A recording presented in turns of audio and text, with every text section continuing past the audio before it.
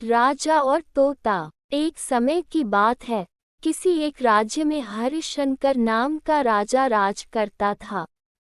उस राजा के 3 बेटे थे। उसकी ख्वाहिश थी कि वह उसका सबसे काबिल बेटा उसकी राजगद्दी संभाले।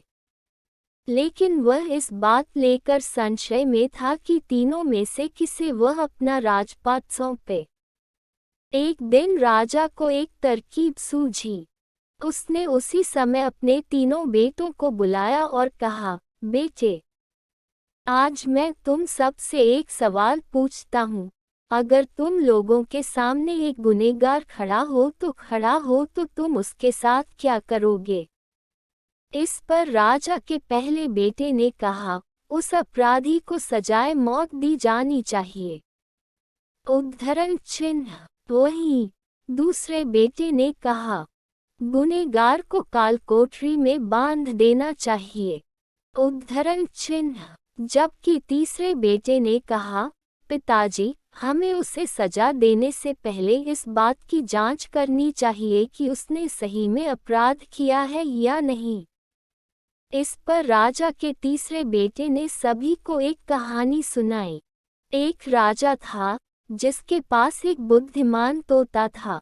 एक बार उस तोता ने महाराज से कहा, मुझे अपने माता और पिताजी के पास जाना है। राजा ने उसकी बात नहीं मानी, लेकिन तोता ने हार नहीं मानी। वह लगातार महाराज से जिद करने लगा कि मुझे माता पिता के पास जाने दें।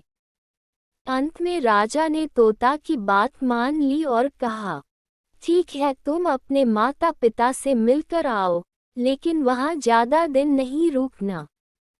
उद्धरण चिन्ह। राजा ने तोता को केवल 5 दिन की अनुमति दी और कहा, तुम 5 दिन में अपने परिवार वालों से मिलकर लौट आना। इसके बाद तोता 5 दिन के लिए अपने माता पिता के पास चला गया। छठे दिन जब वह राजा के पास लौट रहा था तो उसने सोचा कि क्यों न वह महाराज के लिए कुछ उपहार ले लिया जाए। फिर वह पर्वत की ओर निकल पड़ा। दरअसल वह महाराज के लिए अमृत फल लेना चाहता था। वहां पहुंचते पहुंचते रात हो गई। तोता ने पर्वत पर पहुंचकर फल तो ले लिया, लेकिन रात हो जाने के कारण वह आगे नहीं बढ़ा और वहीं रुक गया। उस रात जब तोता सो रहा था तभी एक सांप वहां आया और उसने राजा के लिए गए अमृत फल को खाने लगा। सांप ने फल को खाया, इस कारण उस फल में जहर फैल गया था। हालांकि तोते को इस बात की भनक तक नहीं थी। अगली सुबह जब वह जगा तो फल लेकर महल की ओर चल पड़ा। जब वह महल पहुंचा तो खुशी खुशी सीधे राजा के पास गया और कहा, महाराज, मैं आपके लिए यह अमृत फल लेकर आया हूँ। आप इसे खाएंगे तो सदा के लिए अमर हो जाएंगे। यह सुनकर राजा काफी प्रसन्न हुए। उन्होंने तुरंत उस अमृत फल को खाने के लिए मांगा। इस पर एक मंत्री ने कहा, जरा रुकिए महाराज, आप इस फल को बिना जांच किए कैसे खा सकते हैं? एक बार यह देख तो लीजिए कि तोता द्वारा लाया गया यह अमृत फल सही है या नहीं।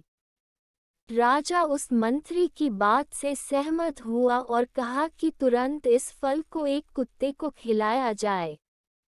राजा का आदेश पाकर सैनिक ने फल का एक टुकड़ा कुत्ते को खिलाया। फल खाते ही कुत्ते की मौत हो गई।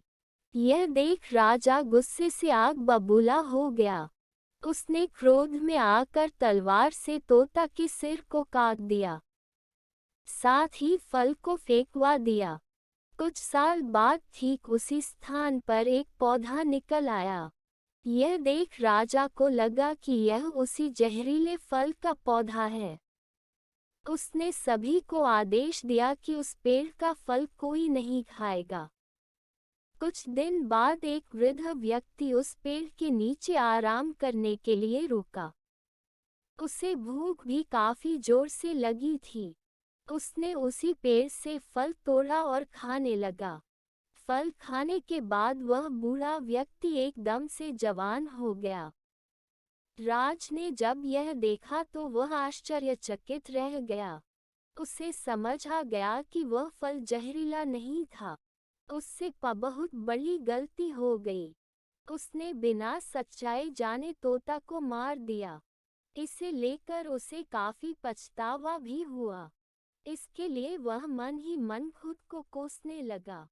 इधर तीसरे राजकुमार की कहानी खत्म होने के बाद राजा हरिशंकर ने उसे ही अपना उत्तराधिकारी नियुक्त किया।